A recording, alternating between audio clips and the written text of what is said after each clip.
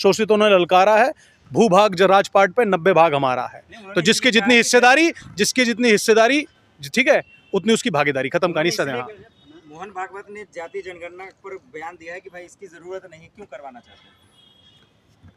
मोहन भागवत जी की अगर कहा जाए तो दंडवत प्रणाम है उन नेता को, वैसे नेता ही कहा जाएगा, सामाजिक कार्यकर्ता नहीं कहा जाएगा, क्योंकि उन्होंने अपने ही गुट पे, अपने ही संगठन पे कई सालों से, कई दशकों से अध्यक्ष का चुनाव नहीं होने दिया।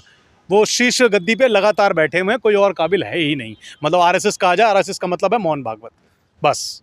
तो ठीक है। और रही बात उनका कहा है ना कि जातीय जनगणना की जरूरत नहीं है, तो वो क्यों नहीं है वो सबको पता है। मेरे दलित भाई अच्छे से जानते हैं कि 100 में से 90 शोषित हैं। कहा कि दलितों पे कांग्रेस की फितरत है राजनीति करना, तो आप करो ना। दलितों को कहाँ, मतलब कांग्रेस की फितरत है तो आपने दलितों का कब साथ दे दिया?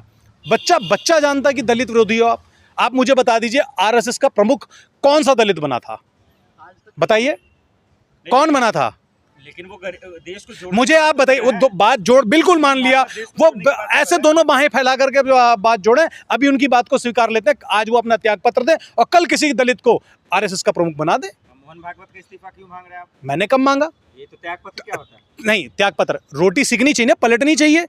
ठीक है, अध्यक्ष तो बार बार होना चाहिए, बदलना चाहिए। राहुल गांधी जब अध्यक्ष थे कांग्रेस के तो ये बार बार कहते थे एक पार्टी अपना अध्यक्ष नहीं बदल पाती, एक पार्टी अपना अध्यक्ष नहीं बदल पाती। बदल दिया, खड़गे जी हैं इस समय, ठीक है, वो क्यों नहीं बदलते हैं? सवाल तो ये भी पूछते थे ना, इनका अध्यक्ष क्यों नहीं बदलता है? मतलब आरएसएस जो है दलितों का विरोधी है। ये तो आप और दलित भाई जो है मेरे बहुजन भाई हैं वो खुद जानेंगे कि कौन विरोधी है कौन नहीं है। आजकल ना बरगलाने की जरूरत नहीं है, उन्हें अच्छे से पता है कि उनका हितैषी कौन है, उनका साथी कौन है और उनके सामने खड़ा दलाल कौन है। उन्हें बहुत अच्छे से पता है। मोहन भागवत ने गलत बयान दिया है तो फिर चंद्रशेखर, मायावती कहाँ है तमाम? मैंने बयान गलत कहाँ दिया? उन्होंने कहा नहीं होनी चाहिए, अपना ओपिनियन दिया है। तो मैं उनसे यही तो कह रहा हूं कि जैसे बिल्कुल नहीं होनी चाहिए उसी तरीके से जैसे कि उन्होंने अपने संगठन में अध्यक्ष पद का चुनाव नहीं होने दिया। उन्होंने इसलिए तो कहा इंडिया गठबंधन जो है गंदी राजनीति कर रही है। अरे इनकी आदत है। नहीं, इनकी आदत है। एक हमारे देश का धुरंधर बल्लेबाज, लंबे लंबे छक्के मारने वाला, बड़ी बड़ी तेज से बाउंड्री को दूर पहुंचा, बॉल को दूर पहुंचाने वाला, इतना बढ़िया स्ट्राइक रेट से खेलने वाला, 150, 160, 170, 180 की स्पीड से बॉल फेंकने वाला आईसीसी का निर्विरोध अध्यक्ष चुना गया। पहले बीसीसीआई का हुआ, फिर बाद में आईसीसी का चुना गया। उनके क्रिकेट प्रतिष्ठा को तो मैं सलाम करता हूं, बधाई देते हैं भाई, उन्हें बधाई देते हैं। उन्हें मतलब फूल, माला, मिठाई जो समझो उसके द्वारा बधाई देते हैं। ऐसे कलाकार को, ऐसे खिलाड़ी को हम वहां तक पहुंचने की बधाई देते हैं, और वो भी निर्विरोध। बहुत बड़ी बात है, इनकी आदत है निर्विरोध जीतना। गुजरात के अंदर 2 सीट इन्होंने निर्विरोध जीती थी लोकसभा की, ठीक है। तो ऐसी बहुत जगह वो निर्विरोध बैठते हैं। मोदी जी आप एक बात बताइए मेरे को, ये हमारा मुद्दा है कि जाति जनगणना होनी चाहिए। वो ना कहते हैं, उनके पास आज समय है, अपनी साख बचा लें, गद्दी पे बैठे हुए हैं। जिस दिन गद्दी पे कोई और आएगा वो जाति जनगणना करेगा, बस खत्म बात। हमारे लिए मुद्दा है तो है और रहेगा, उनके लिए नहीं होगा मुद्दा। उनके लिए मुद्दा है कहाँ? उनके लिए 5 किलो राशन है, और वो तो कहते ही है मुद्दा रोजगार। उनके लिए मुद्दा कहाँ है? अगर उनसे बात करें रोजगार के लिए, रोजगार है स्टूडियो के बाहर, आपके स्टूडियो के बाहर कोई बैठ के 200 रुपए की दिहाड़ी बनाता है पकौड़े बेच के, उनके लिए मुद्दा यही है रोजगार। जिसे कमाने का हुनर हो पंचर लगा ले, वो तो यूं कहते हैं। लेकिन एमबीए करने के बाद मैं एमबीए पकौड़े वाला बनूं, एमबीए चाय वाला बनूं, जैसे वो एमबीए चाय वाला बना है। वो एमए चाय वाला था ना, जिसकी डिग्री एमए की है, हस्तलिखित जमाने की कंप्यूटर डिग्री है जिसकी। जातीय जनगणना से क्या फायदा होगा?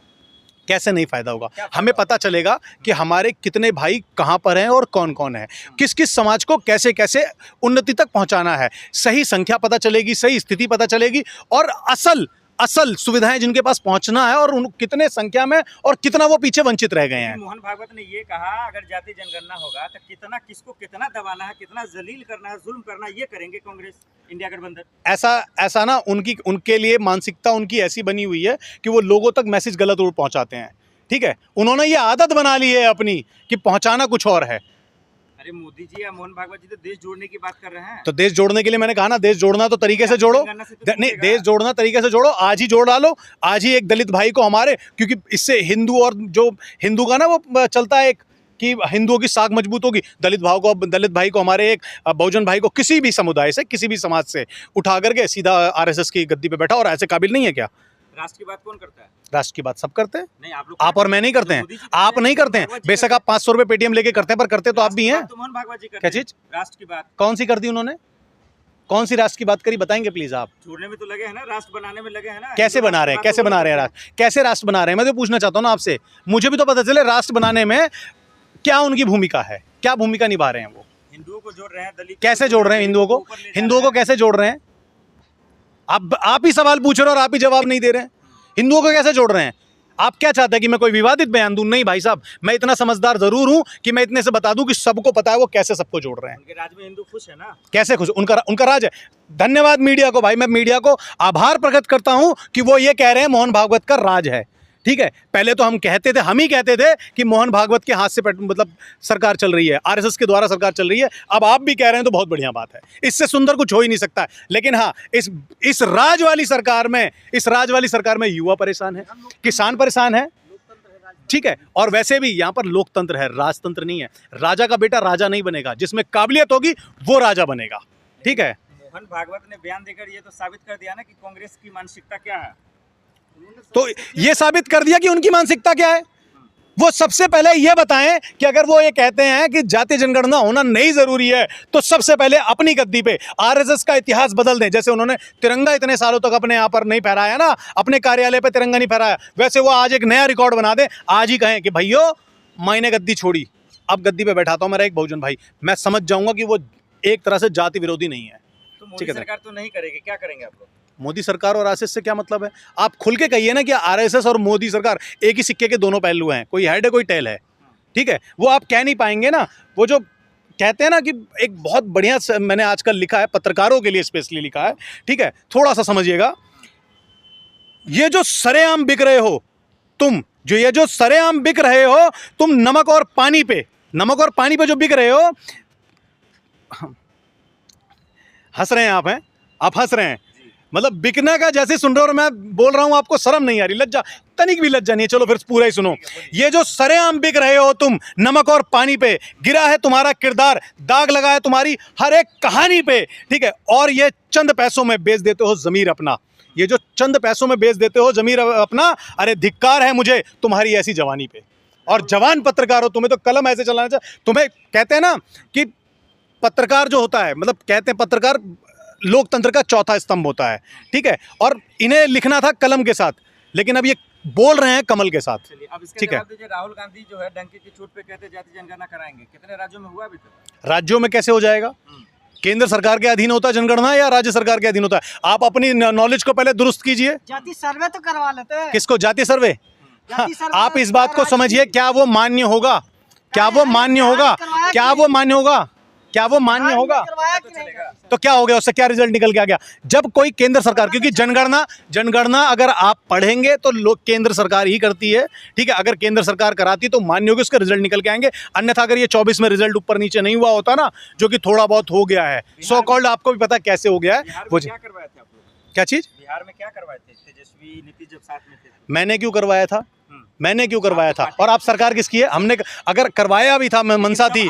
हाँ तो क्या मनसा थी और क्या करके दिए? बिहार में तेजस्वी की सरकार आई, साथ में नीतीश बाबू के साथ में, पलटू चाचा के साथ में सरकार आई, और वहां पर देखो कैसे धड़ाधड़ वैकेंसी आई, कैसे धड़ाधड़ वो मिले। और कितने साल से इनकी सरकार चली, सिंगल, मतलब छपरा के नीचे शिक्षिका की भर्ती हुई है। आपने वीडियो भी देखा होगा, वहां का स्ट्रक्चर कितना बेकार है, सब जानते हैं। मोहन भागवत से डरते हैं? क्यों डरता हूं? आप डरते हैं, आप नहीं बता पा रहे कि उनसे जाके ये पूछे माइक लगा के।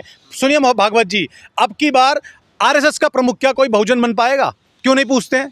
आज तक के इतिहास में बता दीजिए कि कोई बहुजन हमारा भाई आरएसएस की गद्दी पे बैठा हो। मोहन भागवत ने कहा था ना कि हिंदू मुसलमान का डीएनए एक है, अलग करने में आप लोग लगे हैं। भाई साहब, अलग मैं नहीं करने में लगा पड़ा हूं, मैंने 50 बार बताया है।